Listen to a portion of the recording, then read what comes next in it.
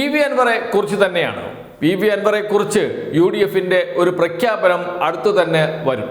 അടുത്ത UDF യോഗത്തിൽ തീരുമാനമുണ്ടാകും എന്നാണ് UDF നേതാക്കൾ പറയുന്നത്.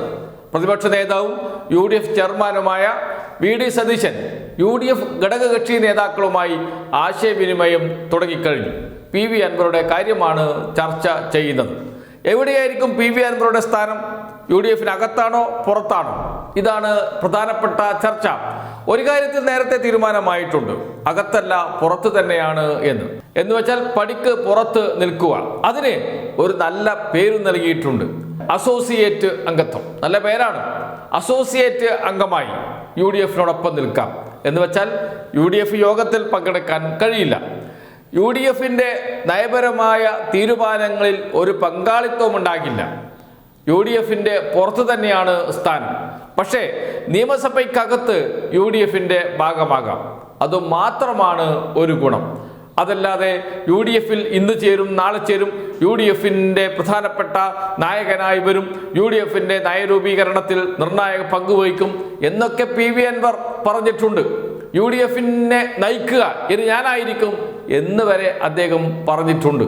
എന്ന് വെച്ചാൽ UDFലെ ഏറ്റവും പ്രധാനപ്പെട്ട നേതാവായി പി.വി. അൻവർ മാറാൻ പോകുന്നു.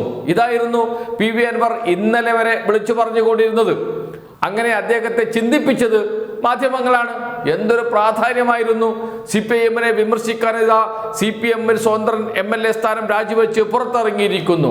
CPMന്റെ ബന്ധം ഉപേക്ഷിച്ച് പുറത്തു വന്നിരിക്കുന്നു. പിണറായി വിജയനെതിരെ വിമർശന ശരങ്ങൾ തൊടുക്കുന്ന പി.വി. അൻവർ. ഇതൊക്കെയായിരുന്നു മാധ്യമങ്ങൾ കുറച്ച് നാളുകൾക്ക് മുമ്പ് വരെ പറഞ്ഞിരുന്നത്.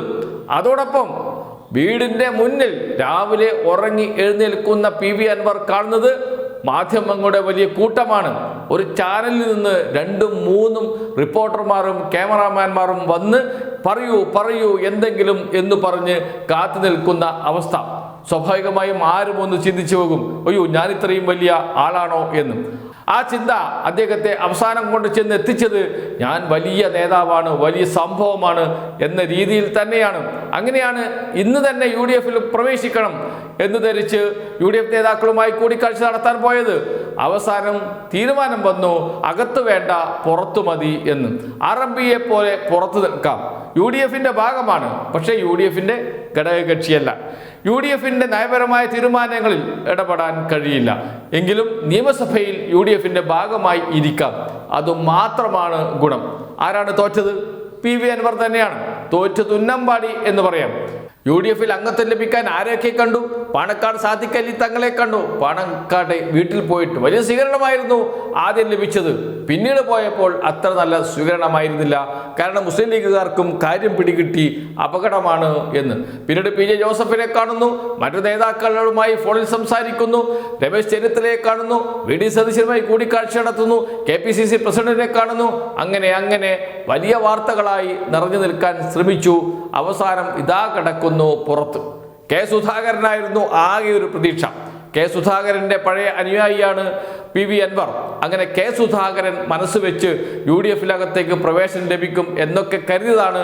പക്ഷേ എന്തു ചെയ്യാം, കെ സുധാകരനെ തന്നെ കോൺഗ്രസുകാർ ചവിട്ടി പുറത്താക്കി. കണ്ണൂരിൽ ഇപ്പോൾ ഒറ്റയ്ക്കിരിക്കുകയാണ് കെ സുധാകരൻ. ഡിപ്രഷൻ വരുമോ എന്നാണ് ഇപ്പോൾ കോൺഗ്രസ് നേതാക്കൾ തന്നെ ചർച്ച ചെയ്തുകൊണ്ടിരിക്കുന്നത്. അത്തരം അവസ്ഥയിലാണ് കെ സുധാകരൻ ഇപ്പോഴുള്ളത്. അതോടുകൂടി ഇല്ല പ്രതീക്ഷയും തകർന്ന് തരിപ്പണമായി പോയി. ഇനിയിപ്പോൾ അസോസിയേറ്റ് അംഗത്വമെങ്കിൽ അസോസിയേറ്റ് അംഗത്വം, പുറത്തിരിക്കാനാണ് പറയുന്നതെങ്കിൽ പുറത്തിരിക്കാൻ തയ്യാർ. എത്ര കാലം വേണമെങ്കിലും ഇരിക്കാം. നാളെ എങ്ങാനും അകത്ത് കയറ്റിയാലോ എന്ന് പ്രതീക്ഷിച്ച് പുറത്തിരിക്കുന്ന, കസേരയിട്ട് പുറത്ത് കാത്തിരിക്കുന്ന പി.വി. അൻവറിന്റെ ദയനീയ മുഖമാണ് നമുക്ക് നാളെ കാണാൻ കഴിയുക. ഏതായാലും UDF ഇത് സംബന്ധിച്ച് തീരുമാനം എടുത്തു കഴിഞ്ഞു. അസോസിയേറ്റ് അംഗത്വം എന്നത് തന്നെയാണ്. അതിൽ മാറ്റമുണ്ടാകില്ല.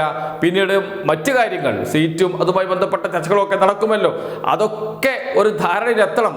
അവസാനം അത് പറഞ്ഞ് പൊട്ടിത്തെറിക്കേണ്ട എന്ന ചിന്ത ഇപ്പോൾ തന്നെ VD സതീശനുണ്ട്.